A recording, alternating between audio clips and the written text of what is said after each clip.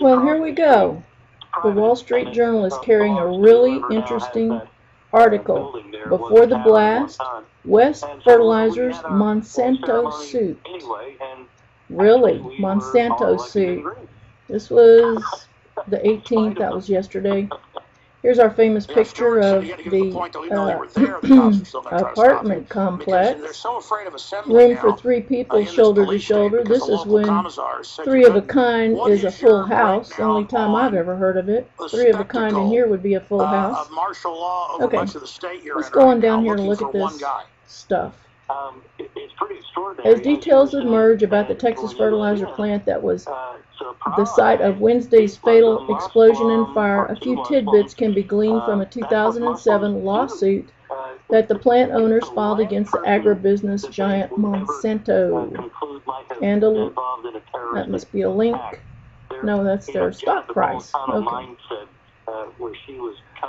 The suit, filed as a potential class action in U.S. District Court for the Western District of Texas, claimed that Monsanto had artificially inflated prices for its herbicide Roundup through anti-competitive actions. The suit did not relate to storing fertilizer, believed to be at the root of Wednesday's blast. The suit was filed by Texas Grain Storage, Inc. The company now calls itself West Fertilizer Company. In the suit, the company said that it was started in 1957 as a grain storage business by a Classic family in the town of West Texas, but later built a small fertilizer blend plant and started selling fertilizer to the farmers, area farmers. I came out Tuesday. I was still on the air when this happened. I'm going to skip a lot of this because it's kind of long. Blame Tea Party libertarian constitutionalist.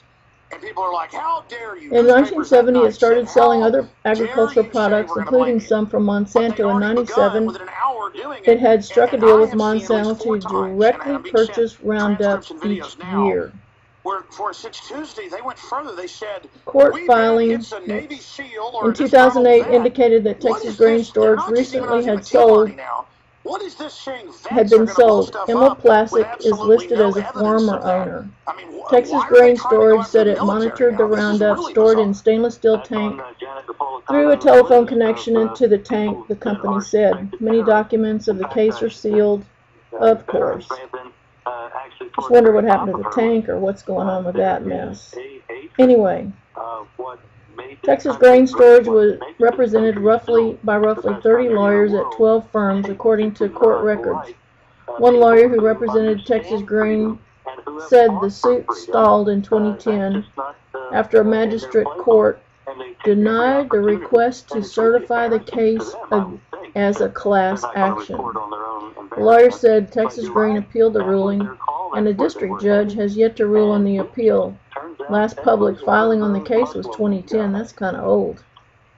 Let's talk about the defeat of Harry Reid and him saying he doesn't like our black helicopter conspiracy. Monsanto responded to Texas Grain complaint by saying that the company didn't have standing to bring the case and was barred by the statute of limitations. Thursday, a Monsanto spokesman said the long-dormant lawsuit filed by Texas Grain had nothing to do with fertilizer or operations in West Texas plant. Denied. This is big stuff here. And then full coverage of the Texas fertilizer plant explosion. Wall Street Journal streams. This is the Wall Street Journal article, as seen up here. And I just looked because I thought there was a rumor before about Monsanto buying Blackwater. Wouldn't that be killer? Well, I looked it up. Over here we go. Activist post, my source, setting the record straight, did Monsanto really buy Blackwater? XE.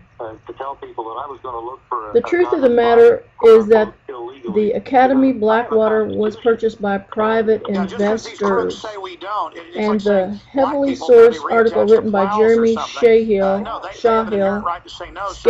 whatever his name is, in The Nation actually says nothing about Monsanto buying Blackwater, but private investors did.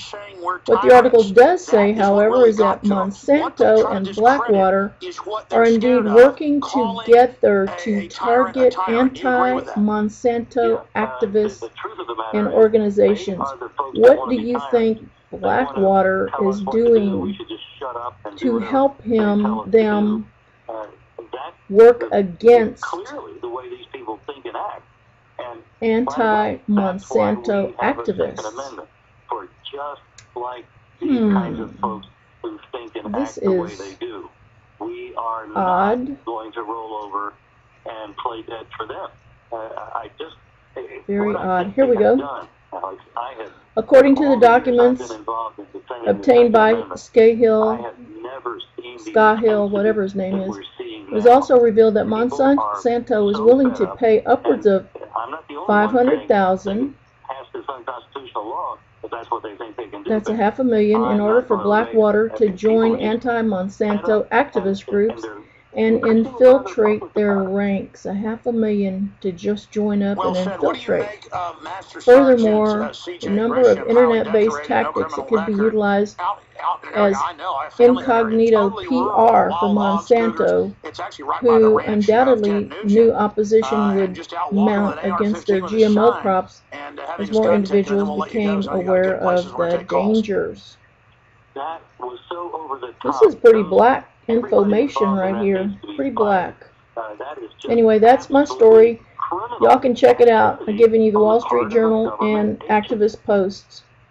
So, have a nice day, have a nice weekend. Hopefully nothing else happens. Who knows? Bye.